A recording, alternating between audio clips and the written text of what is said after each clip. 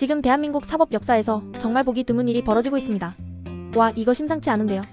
대법원장이 직접 나서서 국회가 추진 중인 법안을 정면으로 반박했습니다. 그것도 아주 강하게 말이죠. 조희대 대법원장은 이렇게 말했습니다. 80년 이상이 온 사법제도의 근본을 바꾼 것으로 국민에게 직접적인 피해가 우려된다. 이게 무슨 말일까요? 단순히 법 개정 문제라고 가볍게 볼 수 있는 사안이 아닙니다. 자칫하면 헌법까지 건드릴 수도 있는 아주 중대한 문제입니다.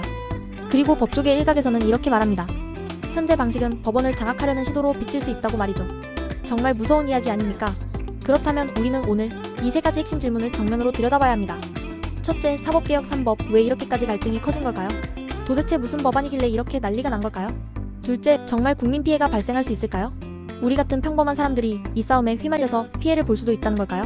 셋째, 이건 개혁일까요? 아니면 단순한 권력 충돌일까요? 누가 이 싸움의 승자이고 패자가 될까요? 오늘 이 영상 끝까지 보시면 이 논란이 왜 우리 모두의 문제인지, 왜 우리가 귀 기울여야 하는지 분명히 느끼실 겁니다. 단순히 뉴스에 나오는 정치 싸움이 아니라는 걸 말이죠. 자, 그럼 지금부터 이 뜨거운 논란의 중심으로 함께 들어가 보시죠. 무슨 일이 벌어진 것인가? 먼저 지금 무슨 일이 벌어지고 있는지 이 복잡한 상황을 아주 쉽고 명확하게 정리해드리겠습니다.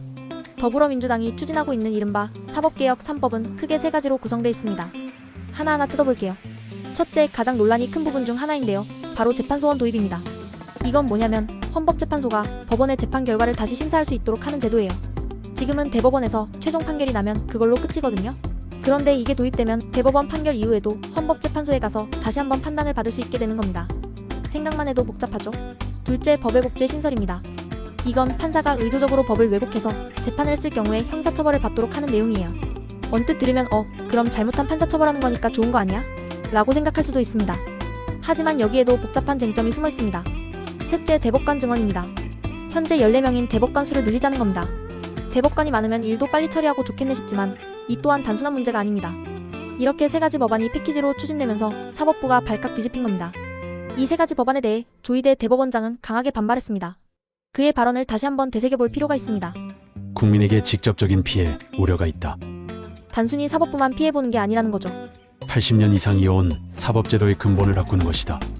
무려 80년이라는 시간 동안 유지된 시스템을 뿌리째 흔들 수 있다는 경고입니다. 그리고 가장 핵심적인 발언은 바로 이것입니다. 헌법 개정이 필요한 사안일 수 있다. 법률 개정 수준을 넘어서 헌법까지 건드려야 할 만큼 중대한 문제라는 겁니다. 여기서 조희대 대법원장이 던지는 핵심 메시지는 하나로 압축됩니다. 이건 단순한 법률 개정이 아니라 대한민국 사법 체계라는 구조 자체를 흔드는 근본적인 문제라는 겁니다. 과연 어떤 문제들이 도사리고 있을까요? 이제 각 쟁점을 더 깊이 파헤쳐보겠습니다. 핵심 쟁점 재판소원 뭐가 문제인가? 자, 이제 가장 뜨거운 쟁점인 재판소원부터 살펴보겠습니다. 재판소원 말만 들어도 뭔가 어렵고 복잡해 보이시죠? 쉽게 설명하면 이렇습니다. 지금 우리나라는 1심에서 시작해서 2심을 거쳐 마지막으로 대법원에서 판결이 나면 재판이 마무리됩니다. 이걸 우리가 흔히 아는 3심제라고 하죠. 그런데 재판소원이 도입되면 어떻게 될까요? 대법원 판결이 나온 이후에도 헌법재판소에 다시 문을 두드릴 수 있게 됩니다. 즉, 헌법재판소가 법원의 재판 결과를 다시 심사할 수 있게 된다는 말입니다.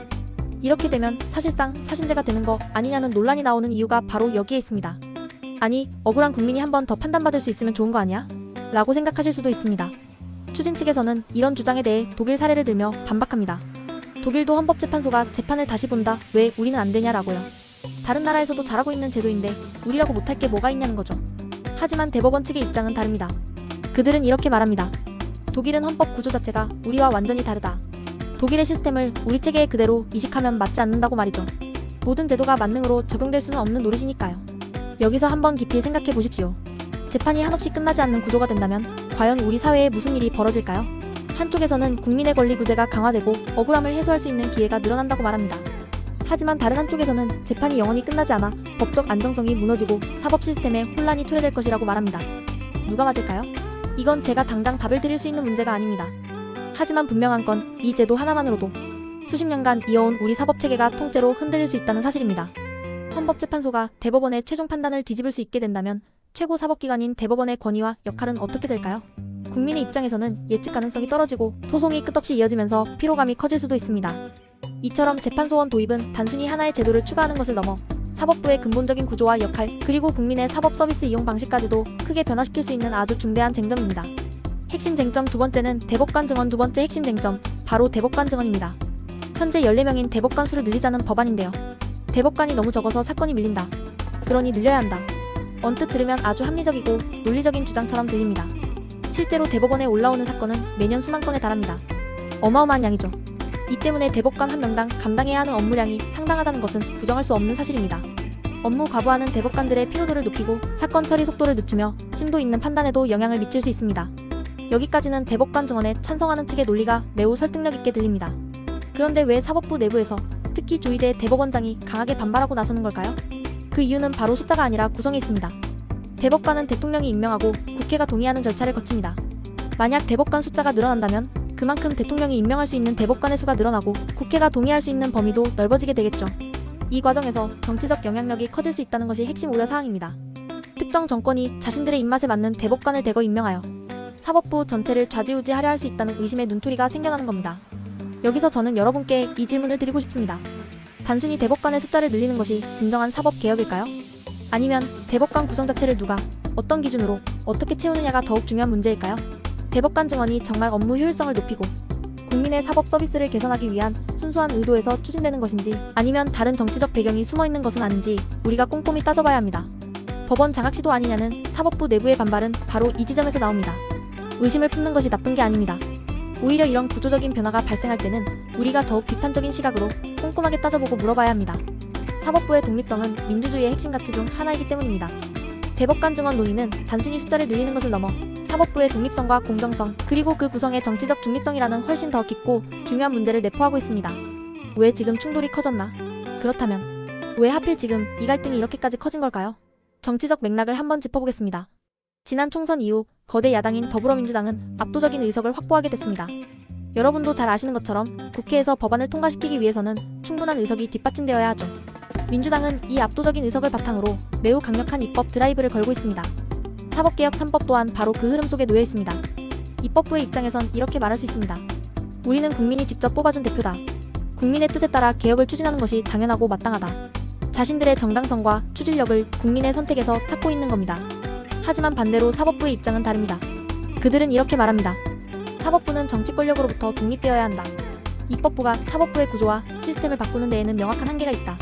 사법부의 독립은 민주주의의 핵심 원칙 중 하나이기 때문에 국회가 너무 깊이 개입하는 것을 경계하는 것이죠. 이렇게 두 기관의 권한과 역할이 정면으로 충돌하는 지점이 발생한 겁니다. 마치 거대한 두 산이 서로 부딪히는 것처럼 말입니다. 여기에 한 가지 더 복잡한 요소가 추가됩니다. 바로 헌법재판소와 대법원의 위상 갈등이라는 사실. 아주 오래된 구조적 문제가 이번 기회에 수면 위로 떠오르고 있다는 점입니다. 재판소원이 도입되면 헌법재판소가 대법원의 최종 판결을 다시 심사할 수 있게 됩니다. 이는 사실상 헌법재판소가 대법원 위에 서게 되는 구조로 인식될 수 있습니다. 두 최고 사법기관이 서열을 두고 충돌하게 되는 상황, 이건 단순한 법리 문제만으로는 설명하기 어려운 감정적이고 정치적인 문제까지 얽혀있다는 겁니다. 감정도 정치적 과장도 걷어내고 구조만 놓고 보면 지금은 사법부와 입법부, 그리고 최고 사법기관인 대법원과 헌법재판소가 동시에 충돌하고 있는 정말 복잡하고 다층적인 상황입니다. 이런 복합적인 충돌이 발생하면서 그 여파는 상상 이상으로 커질 수밖에 없습니다. 해시태그 국민에게 미칠 영향자, 이제 가장 중요하고 현실적인 이야기입니다. 이 복잡하고 첨예한 갈등이 계속된다면 과연 우리 국민에게 어떤 일이 생길 수 있을까요? 정치인들, 법조인들만의 싸움으로 치부하고 넘길 문제가 아닙니다. 몇 가지 가능성을 중심으로 냉철하게 살펴보겠습니다. 첫째, 재판 장기화 가능성입니다.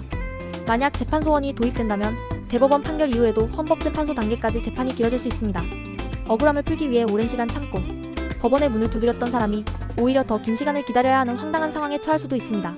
시간은 곧 비용이고 정의는 지연될수록 그 가치를 잃습니다. 둘째, 사건 적체 가능성입니다. 재판소원 제도로 인해 헌법재판소의 새로운 역할과 엄청난 양의 사건이 몰린다면 헌재의 사건 처리 부담은 기하급수적으로 커질 겁니다. 이는 비단 헌재만의 문제가 아니라 법원 시스템 전반의 사건 적체를 더욱 심화시킬 우려가 있습니다. 재판의 속도가 느려지면 국민의 권리 구제는 더욱 어려워집니다. 셋째, 사법의 정치화 논란 확대입니다. 대법관 숫자가 늘어나고 그 구성이 특정 정치적 의도에 따라 바뀔 수 있다는 의심이 커진다면 판결 하나하나가 정치적 프레임으로 해석될 가능성이 높아집니다. 이렇게 되면 이 판결은 특정 정권에 유리하네, 저 판결은 저쪽에 불리하네와 같은 정치적 논쟁이 끊이지 않을 겁니다. 재판 결과를 신뢰하기 어려운 사회가 된다면 우리 사회의 근간이 흔들릴 수 있습니다. 법을 믿지 못하게 되는 것만큼 위험한 일은 없으니까요. 넷째, 헌법 개정 논쟁 점화입니다. 조희대 대법원장의 경고처럼 이 문제가 단순히 법률 개정을 넘어 헌법 개정 논의로까지 번질 경우 우리 사회는 또 다른 대형 정치 충돌을 앞두게 됩니다. 헌법 개정은 단순한 법률 개정과 달리 국가의 근본 질서를 바꾸는 중차대한 사안이기 때문에 사회적 합의와 논의에 훨씬 더 많은 시간과 에너지를 소모하게 될 것입니다. 결국 이 모든 갈등의 피해는 제일 마지막에 가장 약한 고리인 우리 국민이 고스란히 감당해야 할 수도 있습니다. 그래서 지금 이 논쟁은 단순히 정치인들끼리의 싸움이 아닙니다. 우리 모두의 삶에 직접적인 영향을 미칠 수 있는 아주 중요한 문제인 것입니다. 클로징하면서 오늘 내용을 정리하며 마지막으로 여러분께 3가지 질문을 드리겠습니다. 함께 생각해보는 시간을 가졌으면 좋겠습니다. 첫째, 사법개혁 정말 필요 없는 걸까요? 아마 아닐 겁니다. 오랜 시간 유지되어 온 제도들은 시대의 변화에 맞춰 언제든 다듬고 개선해야 할 필요가 있습니다. 이대로 괜찮은가? 라는 질문은 항상 던져져야 합니다. 둘째, 그렇다면 지금의 방식이 문제인 걸까요? 거대 의석을 바탕으로 속도전으로 밀어붙이는 방식이 정말 올바른 개혁의 방법인지 우리가 깊이 물어야 합니다. 개혁의 목적이 아무리 숭고하다 할지라도 그 과정이 정당하지 못하다면 우리는 그 결과를 신뢰할 수 있을까요? 그리고 마지막으로 국민적 합의 없이 이런 사법체계의 구조적인 변화를 추진해도 되는 걸까요?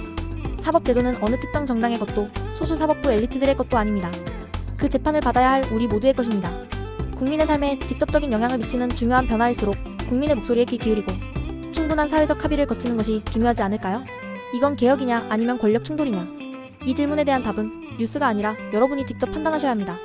제 이야기는 단지 여러분의 판단을 돕기 위한 정보일 뿐입니다. 오늘 영상이 이 복잡한 논란을 이해하고 여러분의 판단을 내리는데 조금이나마 도움이 되었으면 좋겠습니다. 이 사안에 대해 어떤 생각이 있으시다면 주저하지 말고 댓글로 남겨주세요. 이 채널은 여러분의 다양한 시각과 의견을 언제나 환영합니다. 구독과 좋아요는 힘이 됩니다. 함께 이야기 나누며 더 나은 방향을 찾아갈 수 있기를 바랍니다.